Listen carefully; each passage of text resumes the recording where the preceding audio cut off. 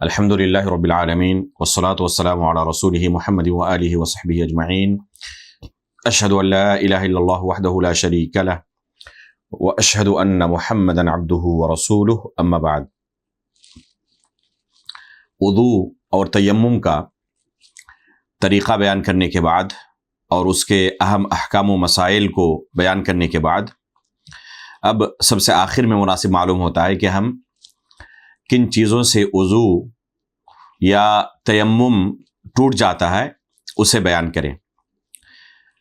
اگر کسی شخص نے وضو بنایا ہے یا تیمم کیا ہے تو اس کا یہ وضو ٹوٹ بھی سکتا ہے۔ بعض ایسی چیزیں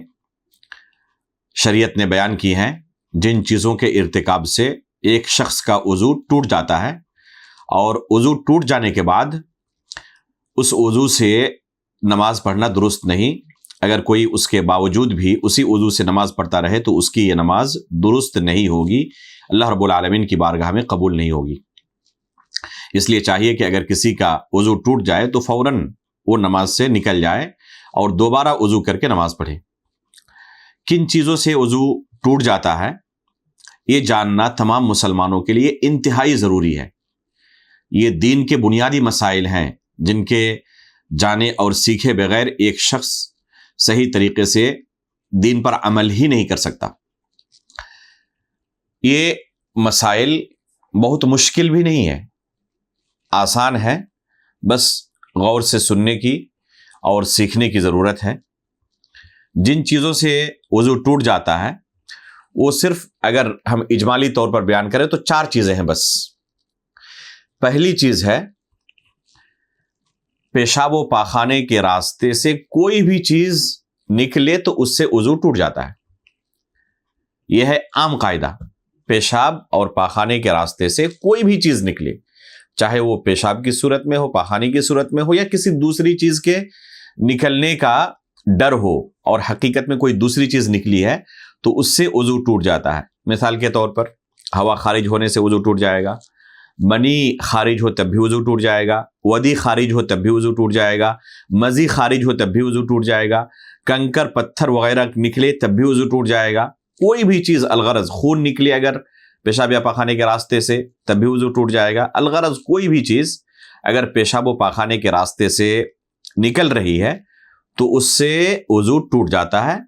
اب نئے سرے سے وضو بنانے کی ضرورت ہے، تب اس وضو سے نماز پڑھ سکتا ہے۔ جو وضو ٹوٹ چکا ہے اس وضو سے اب نماز جاری نہیں رکھ سکتا۔ اور اس کی متعدد دلیلیں ہیں۔ اللہ کے رسول صلی اللہ علیہ وسلم کا ارشاد ہے، صفوان بن عسال رضی اللہ تعالی عنہ راوی حدیث ہیں، فرماتے ہیں كان يأمرنا اذا كنا سفرا الا ننزع خفافنا 3 أيام ولياليهن الا من جنابة ولكن من غائط وبول ونوم۔ صفوان بن عسال رضی اللہ تعالیٰ عنہ فرماتے ہیں کہ اللہ کے رسول صلی اللہ علیہ وسلم ہمیں حکم دیتے تھے جب ہم سفر کی حالت میں ہوتے کہ 3 دن تک اور 3 راتوں تک ہم اپنے موزے نہ اتاریں۔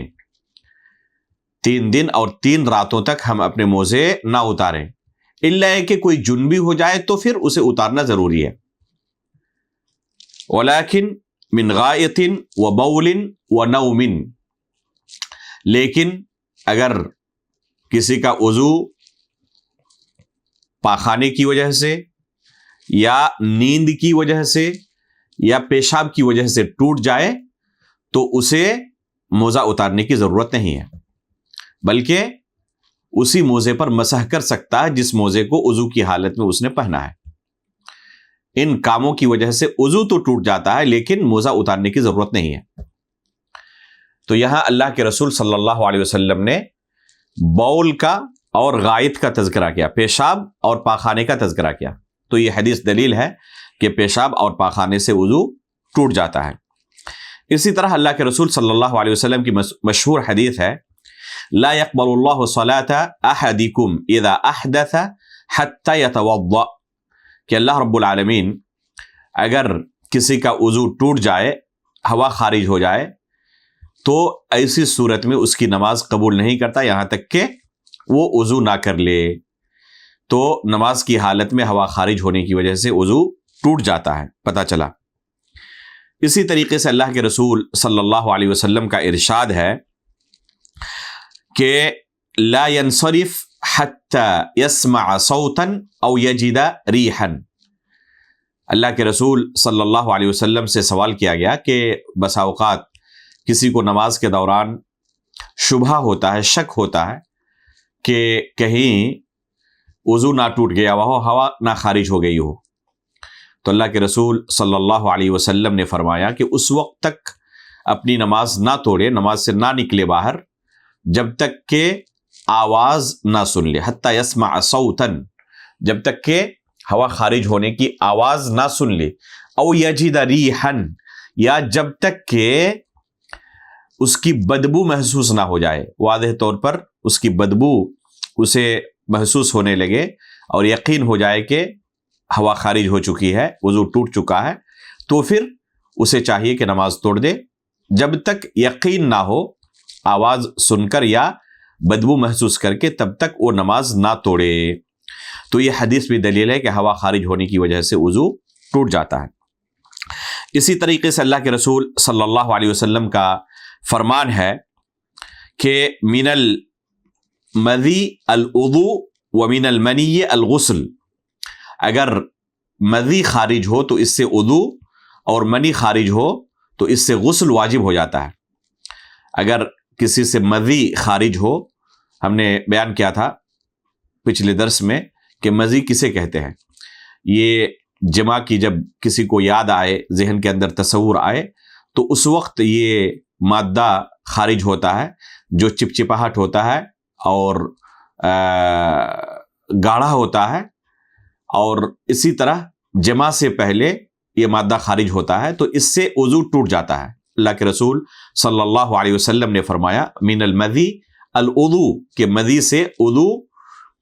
واجب ہو جاتا ہے۔ اسی طریقے سے منی نکلنے سے غسل واجب ہو جاتا ہے۔ علی رضی اللہ تعالی عنہ کی مشہور حدیث ہے، فرماتے ہیں کنت رجلا مذاء فسألت رجلا ان يسأل رسول اللہ صلی اللہ علیہ وسلم لمكان ابنته فسأل فقال النبی صلی اللہ علیہ وسلم توضأ واغسل ذکرک۔ علی رضی اللہ تعالیٰ عنہ فرماتے ہیں کہ بہت زیادہ مجھے مذی آتی تھی، اور مذی کے آنے کی وجہ سے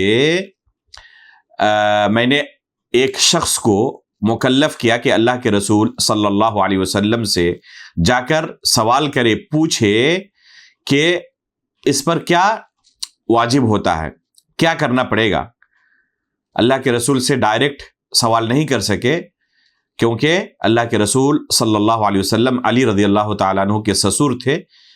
آپ کی لخت جگر فاطمہ رضی اللہ تعالیٰ عنہ ان کی زوجیت میں تھی، اس وجہ سے ڈائریکٹ انہیں سوال کرنے میں شرمندگی محسوس ہوئی، اس لیے ایک شخص کو مکلف کیا کہ جا کر اس مسئلے کا حل اللہ کے رسول سے پوچھ کر آئے۔ اس شخص نے جب یہ سوال پوچھا تو اللہ کے رسول صلی اللہ علیہ وسلم نے جواب میں کہا کہ توضأ واغسل ذکرک، کہ اپنے ذکر کو، پیشاب کے راستے کو اچھی طریقے سے دھل لے اور پھر وضو کرے۔ تو دھلنے کا بھی حکم دیا اور وضو کرنے کا بھی حکم دیا۔ الغرض یہ تمام حدیثیں اس بات پر دلالت کرتی ہیں کہ پیشاب و پاخانے کے راستے سے کوئی بھی چیز خارج ہو جائے تو اس سے وضو ٹوٹ جاتا ہے۔ تو یہ پہلی چیز ہے، اس چیز کو اچھی طرح لوگ ذہن نشین کر لیں کہ پیشاب و پاخانے کے راستے سے کوئی بھی چیز نکلے، چاہے وہ چیز پاک ہو یا ناپاک ہو، وہ چیز وضو کو توڑ دینے والی ہے۔ لیکن اگر جسم کے کسی دوسرے حصے سے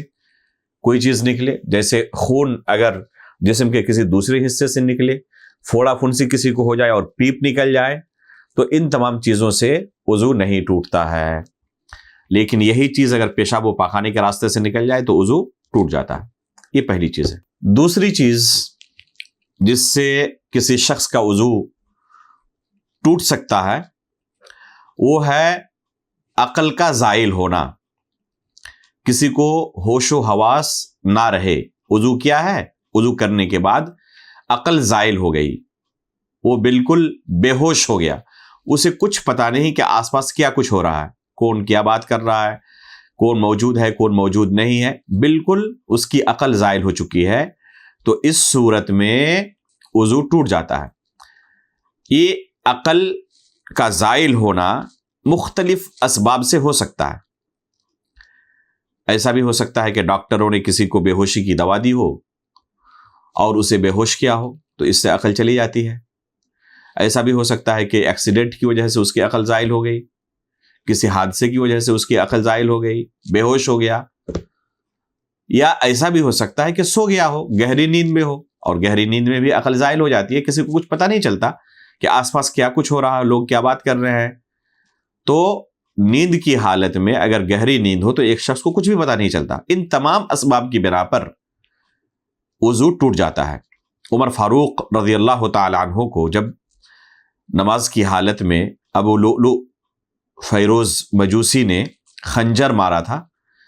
تو آپ اپنی نماز جاری نہیں رکھ سکے، جسم سے خون بہنے لگا، بے ہوش ہو گئے۔